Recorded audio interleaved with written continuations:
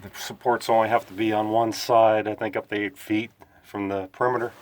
The second half is actually in good shape. We just need to put supports in the center. Supports in the center, and then supports on the end with pylons and proper footing. Do it every 6 to 10 feet. And this side doesn't need to be supported at all except in the middle.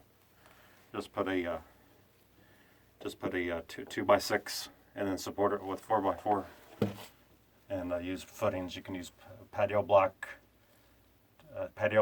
or patio blocks, 2 patio blocks, and dig them in. Go all the way to the end. So I'm counting the estimated 40 sections, and they're like 2x8s. I took a measurement. They're 2 and 7.5, and then bolt those together. And then we gotta get the screw jacks and get the tension off and get all this other crap.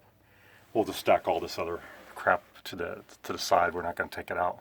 We're just going to put everything to the back wall.